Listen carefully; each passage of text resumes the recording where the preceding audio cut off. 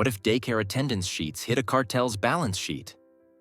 At 6 a.m., ICE, FBI, and HHS teams hit 18 ghost daycares that claimed thousands of kids. Yet room after room was empty. Then came the safes. $38 million cash and cartel-marked parcels. Stay with me.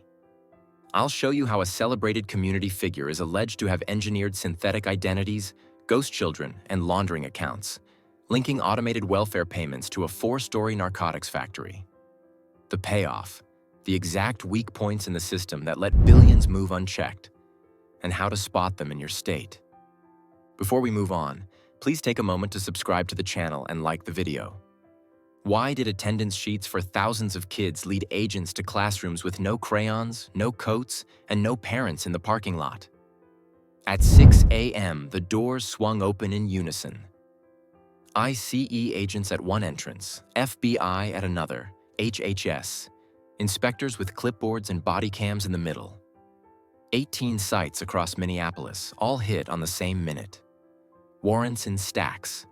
Addresses tied together by leases written through the same mail drops and registered agents, looping back to a web of shell operators that moved faster than licensing checks. The plan was to verify headcounts, payrolls, and safety logs on site. The reality was silence. Front desks had perfect rosters, stamped forms, and attendance sheets that read like they came off a line. Parents were listed to the minute. Emergency contacts were complete. The farther you walked from the reception desk, the stranger it got. Toys were wrapped in a thin layer of dust. Cubbies had name tags, but no jackets. Milk in the fridge had expired last month. The rooms felt staged, like a set built for an auditor's quick glance, not a morning drop-off. A staff bulletin board bragged about birthday parties that left no trace. No frosting stains on the carpet, no trash bags tied off by the exit. One center claimed 120 children on the previous day's log. Agents counted 18 nap mats. 6 high chairs still in shrink wrap leaned against a wall. The parking lot cameras from the shop next door had nothing between 6 a.m. and 9 a.m. Not one drop-off or a hurried parent. The pantry inventory showed bulk cereal, but every bag was unopened. Cleaning logs were filled out twice a day on the dot, signed by a janitor who didn't show up on payroll. It looked busy on paper and untouched in person. Here's why that matters. Child care assistance payments in many states run on automated cycles. Providers self-certify attendance. As long as the forms match the rules, names, hours, signatures, reimbursements trigger. Without regular on-site checks, low or fake utilization hides inside a compliant spreadsheet. The system rewards documentation, not presence. A clean roster submits like a good roster. The bank moves the money either way. Agents trace the neat paperwork into the back rooms. Laminated daily schedules hung in every classroom. Sign-in sheets showed identical handwriting across different parents' names. In the office, a printer queue was filled with pre-filled forms waiting for a signature. The Wi-Fi history showed repeated downloads of attendance templates. File cabinets held carbon copies of the same handbook with the same typos across multiple locations. Everything matched too well. Auditors flag patterns like that. Round number billing that lands at the cap every month. Staff-to-child ratios on payroll that beat human limits. The same employee ID appearing at 2 centers on the same day. When the books were compared across sites, the overlaps stacked up. Birth dates clustered at perfect subsidy ages. Bank deposits hit on the same weekday, then split into smaller transfers that fit under review thresholds. The paperwork looked clean because it was built to look clean. Behind a supply closet, drywall gave way to a steel door.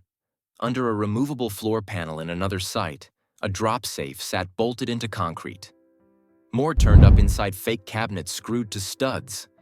The layout made sense if you stopped pretending these were for toddlers. These places stored value, not children. When the safes opened, the story flipped. Bundles of cash, shrink-wrapped in black plastic. Parcels tagged with a scorpion insignia. The contents moved the case out of welfare fraud and into suspected transnational laundering. Documentation at the desks fed the accounts. The accounts fed the safes. The safes pointed to someone else's supply chain. With cash counted and ledger clues in hand, the next question wasn't about headcounts anymore. It was about the architect behind the network and the destination of those shrink-wrapped bundles, because the trail didn't end in a daycare office. Someone built it to feed a much larger facility. How do names on a daycare clipboard become chemicals on a loading dock? Start with the person who built the runway. A high-profile community advocate assembled a public image that drew trust, then moved fast. Licenses cleared at a pace that beat normal reviews. Leases stacked up in clusters around transit lines and strip malls, each signed by a different LLC. One handled childcare services, another consulting, another training. On paper, it looked like growth. In practice, it formed a mesh of entities that could bill, receive, and pass funds between each other without ever bumping into a hard stop. The brand said service. The filing said throughput. When investigators overlaid attendance lists with school rosters, pediatric records, and apartment logs, the matches broke down. Kids marked present weren't on any nurse schedules. They didn't show up in landlord parking permits or unit occupancy reports. Yet payments cleared on exact cycles. The system recognized the names as enrolled and the hours as valid. It paid when the forms landed. No one had to show up at 8 a.m. with a backpack. The identities worked because they were stitched from real data. A legitimate social security number borrowed from an adult. A birth date that moved the age into subsidy range. Addresses that rotated every few months to meet residency rules and avoid red flags from duplicate mail. The result was a synthetic child that passed a cursory check. You could file a birth certificate copy, a vaccination record scanned from somewhere else, and a sign-in sheet that matched the week's claim. The computer nodded. The money moved. Automation made the glide path smooth. Reimbursement portals accepted bulk uploads. Renewals slid through without a site visit when forms appeared complete. Staff verified signatures against scans in the same folder they were uploaded from. The feedback loop rewarded timeliness and standardized entries.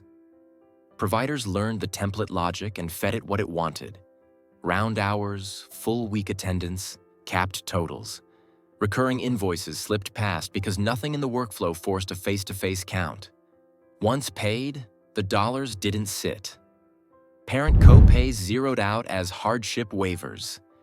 Provider credits appeared as promotional adjustments. Transfers split into parallel accounts on the same day, keeping each hop below review thresholds.